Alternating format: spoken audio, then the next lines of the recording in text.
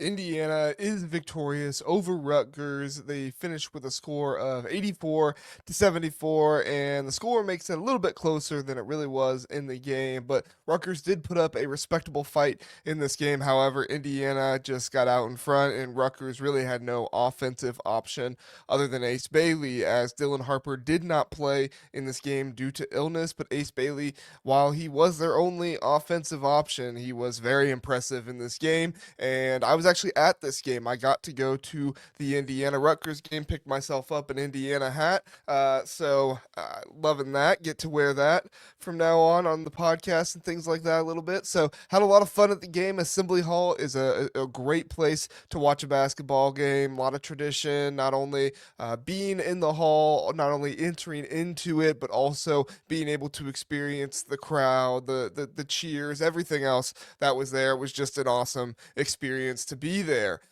Indiana in the first half, they had an awesome experience as well being in the hall tonight because Indiana started off early. There was one player that didn't have a great experience, and that was Malik Reneau, as he did get a dunk to start the game. It was kind of a shifty little play where Trey Galloway threw the ball right after the tip to Malik Reneau. They got a point, and then coming down the court, Ace Bailey drives into the lane. It was completely unintentional, but it looks like maybe his knee had hit Renew's knee or something like that. I didn't get to see if there was a replay because obviously I was at the game, but unfortunately, Malik Reneau did have to leave, and we don't have any status on where he is at and what his injury is doing. But the good news for Indiana is that Oumar Ballo was able to come back in this game. He came off the bench, and they needed him because Ace Bailey, he got off to a hot start, scoring 16 points in the first 10 minutes of the game, keeping Rutgers competitive.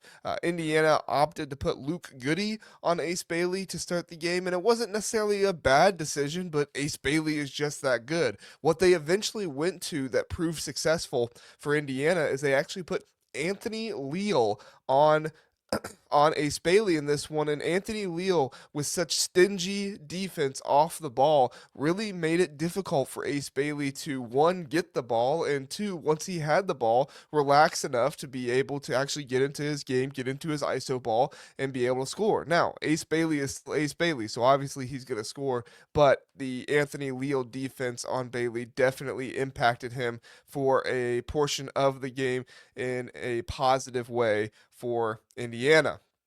Indiana also had an edge on the offensive rebounds in this game. 12 offensive rebounds in the first half, leading to 21 second chance points. This effort was key in the Hoosiers' halftime lead, being able to go into the halftime with some positive momentum and being able to feel like they were able to take down Rutgers in this one. Obviously, they were able to, but to have that confidence going into halftime that they could continue this effort and taking them down. Indiana hit 7 of 15 from deep in the first half. This is an Indiana team that has not done super well shooting the three this season. I mean, I think Mike Woodson and his issues with teams shooting the three has been well documented, but it was critical in their 41-34 halftime lead. Key players like Luke Goody, Trey Galloway, Mackenzie Mbako were hitting threes in the first half, and it was a huge part of them being able to do what they did. The three-point shooting in the first half, Mackenzie Mbako went 2 for 4. Trey Galloway went 2 for 4. Anthony Leal hit a crazy buzzer beater at the end of the first half. Just grab the ball, turn around quick, and throw the ball up. It was it was a three-pointer, but it was further back than that. And then, like I said, Luke Goody as well. He was 1 for 1 in the first half, ending the game altogether. Indiana went 12 for 27 from three-point land. So not exactly the most efficient, but 44%. Obviously, you'll take that, especially an Indiana team that needs to continue to grow in their ability to shoot the basketball. So it was a very good night for Indiana in that respect, and they just kept getting better for the most part in the second half, as Ace Bailey, he dominated with 19 points in the first half, showing his scoring, his versatility. Anthony Leal provided a spark with solid defense on Bailey the second part of the half, limiting his effectiveness. And not only was he stingy with his defense, but Miles Rice as well was really giving it to Jeremiah Williams in this game. It was kind of chippy there for a while, but you could tell Miles Rice was getting into Jeremiah Williams' head. At one point, Miles Rice came up and tied up the ball with Jeremiah Williams, and it looked like Williams, at least from where I was sitting, maybe they documented it better on the broadcast, but at least from where I was sitting, it looked like Jeremiah Williams grabbed Miles Rice and pulled him to the ground with him. Now, there was no technicals or anything like that, so obviously it wasn't egregious enough to the refs to have that. I felt like it should have been a technical. There should have been something there more, but at the end of the day, Miles Rice, he gets right back up and he's just doing whatever he can to get on the floor for the ball. I joked at halftime that this was a career high Oumar Ballo on the ground game because it just seemed like every time the ball was on the ground, Oumar Ballo was there. It seemed like every time there was a rebound up for grabs, Oumar Ballo was either bringing it down or he was doing whatever he could to try and poke it out to somebody else, getting on the ground, getting right back up. It was really cool to see Oumar Ballo stepping up for the team, especially in Renew's absence. He was grabbing rebounds and scoring 7 points, 5 rebounds in the first half, but it only got better in the second half as Rutgers attempted to come back. Obviously, they went on a 14-2 run and cut Indiana's lead to 6 points. Bailey was continuing to score, going on a tear. He finished with 39 points in this game. We'll get to why he didn't get 40 here in a minute, but Indiana, they responded with timely 3-pointers, including back-to-back threes by Luke Goody and Trey Galloway, stifling Rutgers' momentum. It felt like anytime Rutgers was getting a little bit of momentum with Ace Bailey, Indiana would respond. They had that 14-2 run, but really outside of that, Indiana was ready to respond at any point in time in the second half, and it was a really good sight for Indiana fans to be able to see. Now, there was some questionable refereeing in this game. There were definitely things that I saw that I was like, there was a tip ball out of bounds that didn't go Rutgers' way as well, so it wasn't all on one team or another. Just questionable refereeing in this one. Thankfully, it didn't decide the game, but definitely a lot to be frustrated about with the refereeing on both sides in this one. Indiana's offensive rebounding continued in the second half, though. The Hoosiers grabbed 18 offensive rebounds in total, leading to 34 second chance points. It was a decisive factor in this game. Oumar Ballo was getting the ball however he wanted to get the ball. It did not matter what Rutgers was going to try and do. Oumar Ballo got himself how many did he get in this game? He had himself 7 offensive rebounds and actually 3 offensive rebounds from Anthony Leal as well. Anthony Leal really played that role of, just kind of the scrappy guy doing whatever, and it worked out well in this game, thankfully, for Indiana. He also added 4 assists in this game, had a foul. He did have a plus minus of -4, played 18 minutes in this one, though, and those 18 minutes were valuable for the team and having them be able to do what they needed to do to win this game. Indiana, let's get to some pros and cons. Indiana's pros in this one, definitely the rebounding, dominating Rutgers on the boards. It was crucial in their victory. The three-point shooting, like I mentioned, 12 for 27 in this one, 44% from 3. That's like amazing for Indiana to be able to do that. If they can continue to make that happen, getting Trey Galloway, Luke Goody, Mackenzie Mbako to shoot well from 3. Mackenzie Mbako finished 3 for 7. Luke Goody finished 3 for 5.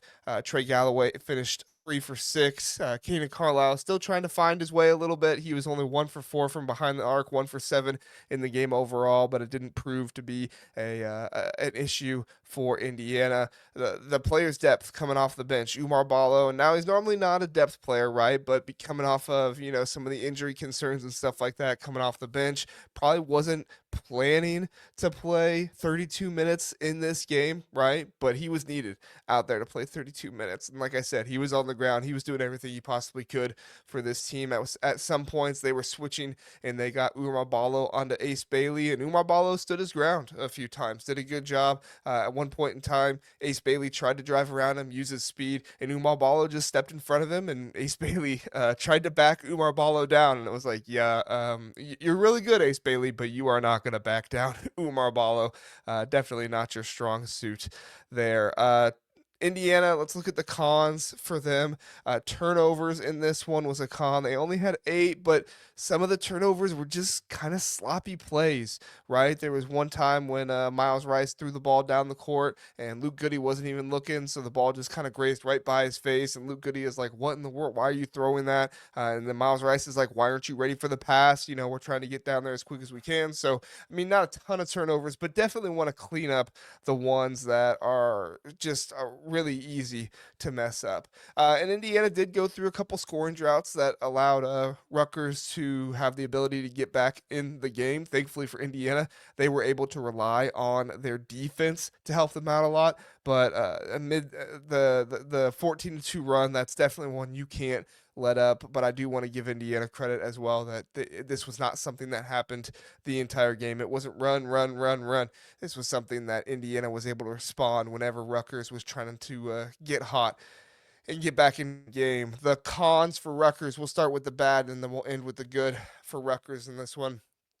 Rebounding, severely out rebounded in this game. Their leading rebounder in the game was Ace Bailey with 7 rebounds. Jeremiah Williams with 6 rebounds. And then the next one after that was Somerville, who had 4 rebounds in 26 minutes.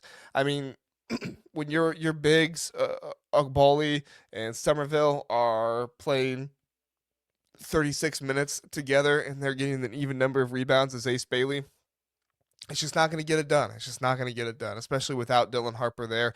Ace Bailey needs more help on this team, point blank. Now, if Dylan Harper was there, would things be different? Possibly, right? But Ace Bailey can't do it all by himself. And while Jeremiah Williams, I do respect him as a player, and I think that he does a lot of good things, and he does add to this Rutgers team. He's not enough to be able to have Ace Bailey and him just alone kind of do it for this team.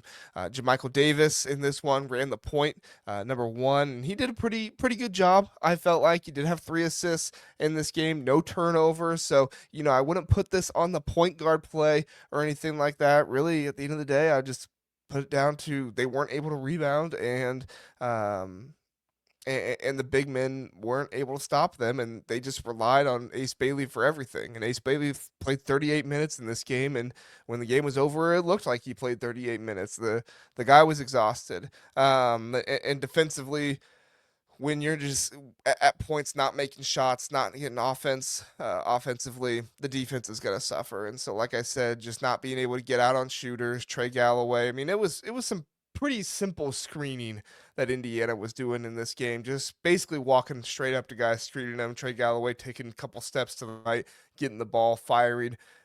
It wasn't the most in-depth stuff that Mike Woodson was running, and some of this was just kind of 2 players communicating and working together rather quickly and getting open, which is good for Indiana. Not trying to take anything away from them, but it is definitely something that Rutgers needs to be able to clean up in this one. I do want to talk about the pro.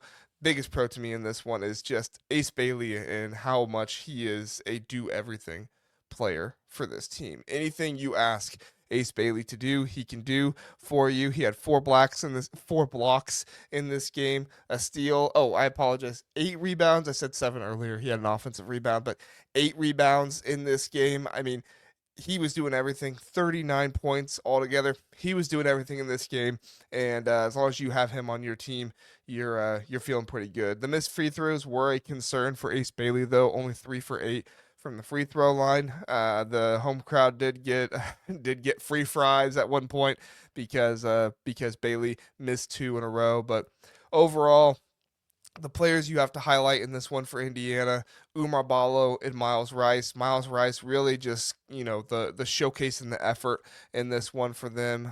We talked about Oumar Ballo and what he was able to do. Miles Rice had 21 points, 5 rebounds, 3 assists, 2 steals in this game. Really, it was a fantastic effort by Miles Rice. And this is when this Indiana team looks its best, when you have guys like Miles Rice and Trey Galloway doing a great job, and guys like Anthony Leal as well. Like I said, recording 4 assists for Leal in this game. Trey Galloway had 4 assists before he fouled out. He only played 29 minutes in this one. They were a little whistle happy, like I said, with Trey Galloway. But at the end of the day, you got to play within the confines of the way they're calling the game. So it is what it is. Strange sequence at the end. I said we'll talk about it. Ace Bailey only scoring 39 points in this one. Shot clock was expiring. Rutgers opted to foul with 29 seconds left on Indiana. Definitely got a lot of boos from the home crowd for that, but it was pretty evident that Steve Pickell wanted Ace Bailey to get 40 points, and so he instructed the Rutgers team to foul. So I forget if Indiana made both or one of the free throws, but after that happened, Jamichael Davis brings the ball down the court, and Ace Bailey sits at the top kind of side of the key waiting for the ball. And Jamichael Davis walks up to him. The players go to guard Ace Bailey, and Davis instead drives to the hole and gets an easy layup because everybody was expecting Ace Bailey to have the ball. And Ace Bailey sits there kind of with his arms up like, why didn't you give me the ball? And Jamichael Davis doesn't even look at him, runs down and gets ready to play defense. Of course, there was no defense to be played. So I don't know. Maybe I'm one of those guys that's reading too much into something, but it definitely seemed like a weird situation to me. I guess if I had to give another con for Indiana, just because I feel like I really did kind of go pro heavy with them, I do need to give another con.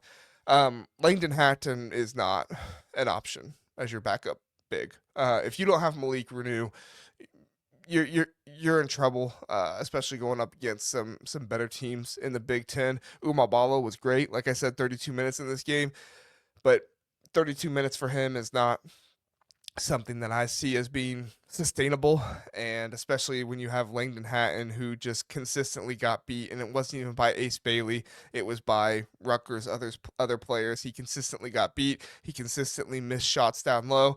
He did not play with aggressiveness. He did not play with confidence, and maybe things could change in another game, but at least in this one, Langdon Hatton did not have a great game, and I will say, I don't know if Mike Woodson was utilizing him to his strengths. He was pretty much posting up the entire time he was in there for those 6 minutes. So definitely with Langdon Hatton, you need to have him more on the perimeter. But anyway, thanks so much for watching, everybody. I appreciate it. Like and subscribe. Definitely let me know what you guys thought of the game as well. If you're an Indiana fan, are you concerned about Malik Reneau? How do you feel about the Oumar Ballo game? How do you feel about all this stuff? Let me know. If you're a Rutgers fan, are you concerned about Dylan Harper? Are you concerned about this team? Or are you just really, really excited to see Ace Bailey and you're confident in him and Dylan Harper when he's able to get back? Because Dylan Harper will be back. Like I said, just an illness. He should be back for the next game or the one after that here soon. So thanks so much for watching, everybody. I appreciate it. Have a good one.